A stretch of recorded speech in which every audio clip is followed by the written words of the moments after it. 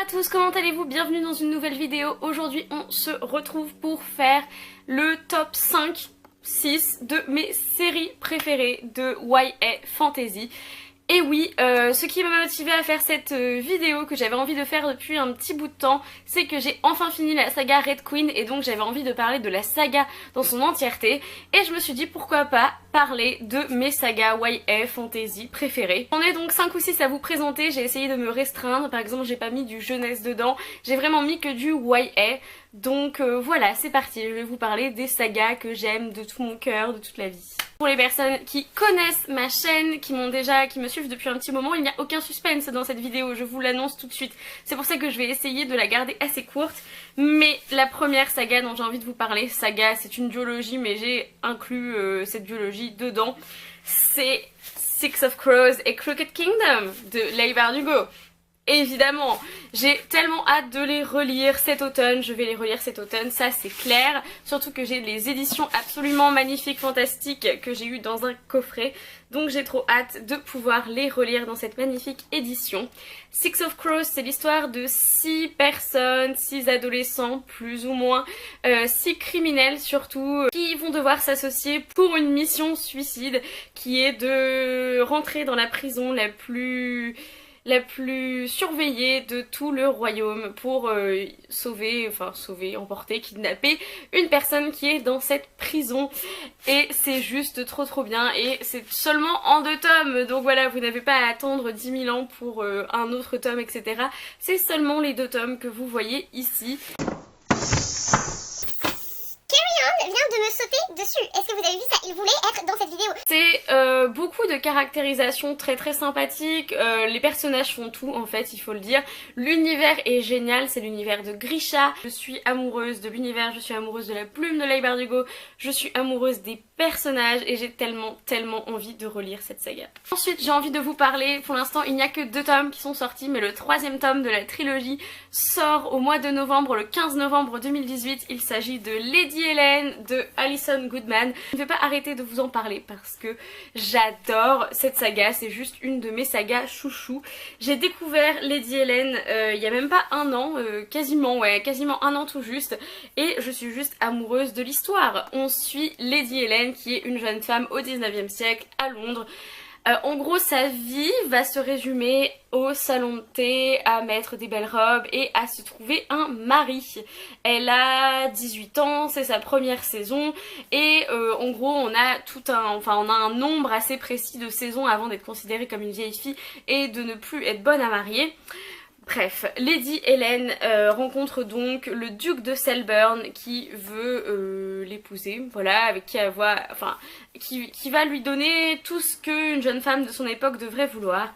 Mais en parallèle, elle se rend compte qu'elle a une espèce d'envie à l'intérieur d'elle, une espèce d'instinct, de pulsion qui lui donne envie de faire des choses que les femmes ne devraient pas faire, c'est-à-dire se battre, courir. Elle a en fait une énergie vitale assez importante et elle rencontre Lord Carlston qui est assez mystérieux, il a aussi un passé assez sulfureux, assez pas très respectable.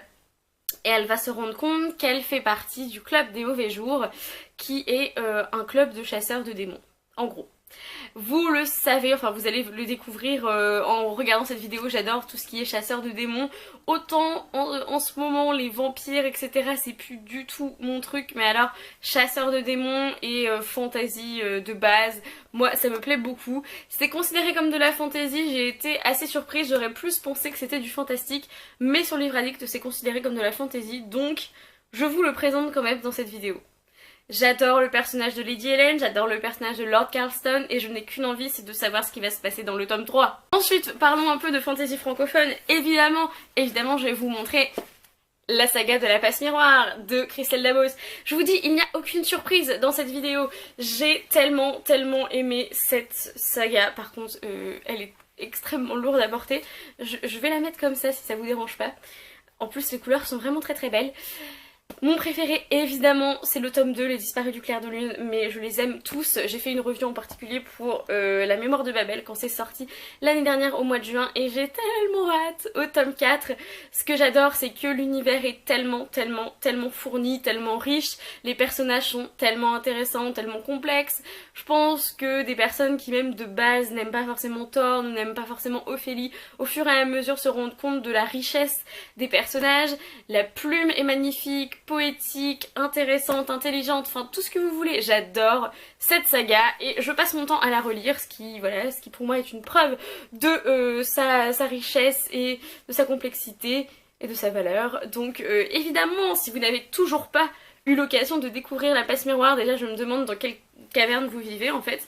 Après je sais qu'il y a des personnes qui n'ont pas aimé la passe miroir, ça arrive. Ça existe, mais honnêtement beaucoup de personnes qui ont trouvé le tome 1 long et ensuite qui ont adoré le tome 2, donc ne vous laissez pas décourager peut-être si vous n'êtes pas à fond dans le tome 1, mais en tout cas cette saga c'est juste toute ma vie. Ensuite on continue dans la francophonie en parlant de l'héritage des Dark de Marie Caillé qui est devenue une de mes trilogies, une de mes sagas fantasy préférées que j'ai lu au mois de juin, que j'ai marathonné, je ne pouvais pas m'arrêter entre deux parce que je voulais savoir, parce que c'était génial, parce que la plume de Marie Caillé est absolument fantastique. L'héritage des Darcers, c'est l'histoire de Midria qui est une enfant adoptée, elle ne le sait pas mais elle est adoptée par les Siartes je crois. Et elle découvre qu'en réalité, elle est l'héritière des Darcers, qui est la famille royale qui existait il y a une centaine d'années. Le dernier roi a dû abdiquer et ensuite la lignée a été plus ou moins perdue. Il y a un usurpateur sur le trône et pendant les 3 tomes, Midria va essayer de récupérer son trône, de récupérer son royaume, de récupérer son droit. Et c'est juste génial. Voilà, le personnage de Midria, les personnages d'Orest, les personnages secondaires sont juste absolument fantastiques. J'ai tellement aimé cette trilogie que maintenant voilà c'est une de mes trilogies de fantasy YA préférées.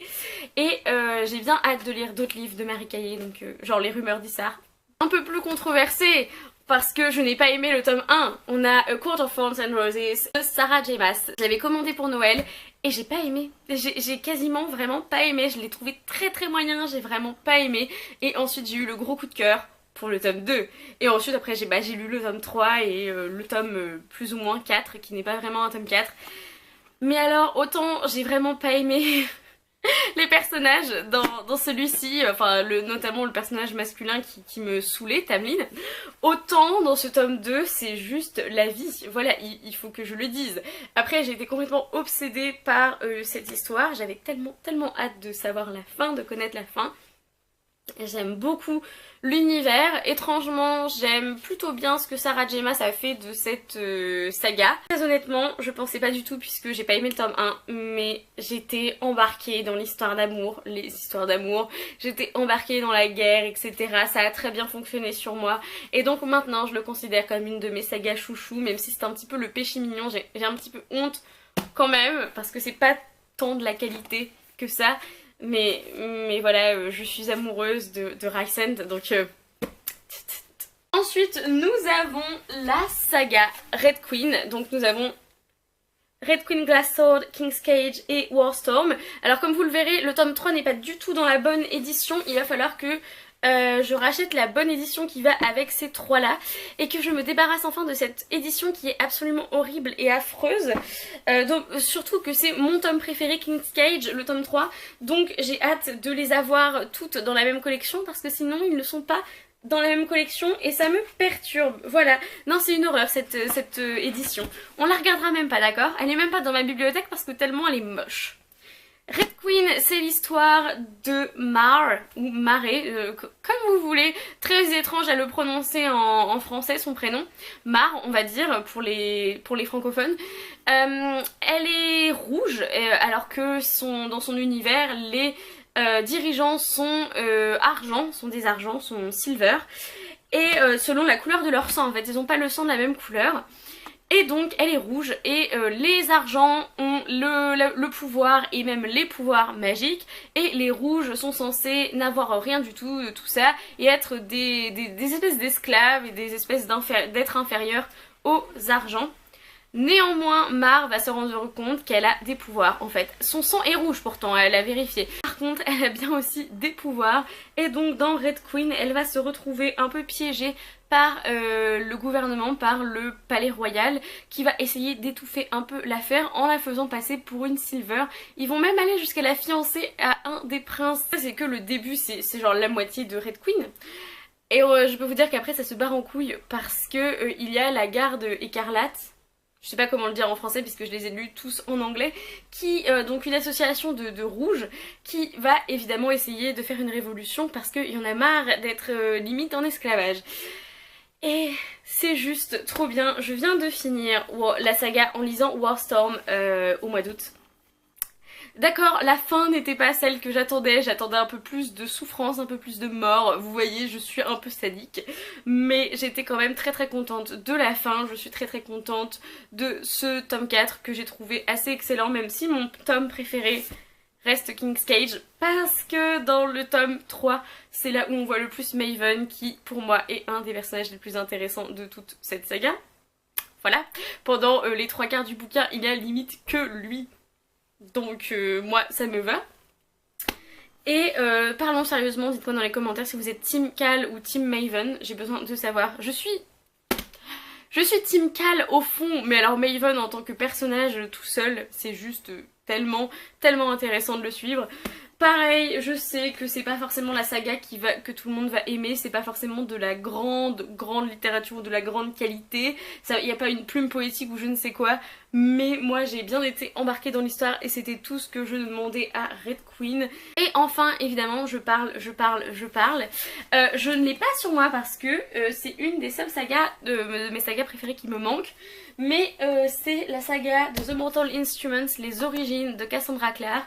Donc là vous voyez j'ai les 6 tomes de The Mortal Instruments, mais ce n'est pas une de mes sagas chouchou, dans le sens où c'est une saga que j'aime beaucoup, mais celle qui a vraiment réussi à me faire palpiter le cœur, à décrocher les étoiles, c'est la saga des origines, c'est celle que je préfère. On reste dans l'univers des Shadowhunters de Cassandra Clare, donc quand je vous ai dit que les chasseurs de démons allaient revenir, voilà. Mais c'est une saga, une trilogie qui se passe à Londres au 19e siècle. Il y a quand même un truc assez récurrent, j'aime bien les univers assez médiévaux et j'aime bien Londres au 19e siècle. Pareil, ça pourrait être considéré comme du fantastique, mais j'ai regardé et c'est considéré par certains comme de la fantasy. Donc je l'ai quand même inclus dans cette vidéo, je sais que selon certains critères ça ne rentre pas dans cette vidéo, j'en suis parfaitement consciente. Mais selon certains critères ça rentre aussi, donc c'est pour ça que je le présente. J'ai été très amoureuse de certains personnages, j'ai beaucoup aimé toute l'esthétique des Shadowhunters, de toute façon j'adore, mais j'ai trouvé que ça avait vraiment un plus, c'était encore plus profond et plus fouillé que The Mortal Instruments, la saga de base. Et donc qu'est-ce que j'ai à dire à part que j'ai adoré, c'est génial, j'ai hâte de l'avoir dans ma bibliothèque puisque je ne l'ai toujours pas. Évidemment dans cette vidéo vous pouvez compter d'office Harry Potter, mais pareil Harry Potter, ça par contre, enfin je l'ai pas inclus déjà parce que c'est la base et que oui effectivement voilà, c'est évident, mais c'est vrai que c'est plus du fantastique pour moi et vous me direz The Mortal Instruments ça pourrait être plus du fantastique aussi, mais voilà, Harry Potter pourrait rentrer dedans. Il n'est pas dans cette vidéo, mais il y est dans mon cœur. Pareil, on pourrait parler de Gardien des Cités Perdues en jeunesse, mais j'avais dit, je faisais de la YA fantasy, young adult. Donc, on ne parlera pas de Gardien des Cités Perdues. Mais j'ai quand même réussi à le placer. Voilà, c'est tout pour cette vidéo, merci d'avoir regardé. Dites-moi dans les commentaires quelles sont vos sagas young adult fantasy préférées. Dites-moi dans les commentaires si vous n'avez pas lu certains de ces livres, s'ils vous font envie maintenant. En attendant une prochaine vidéo, lisez bien, amusez-vous avec vos lectures et bisous.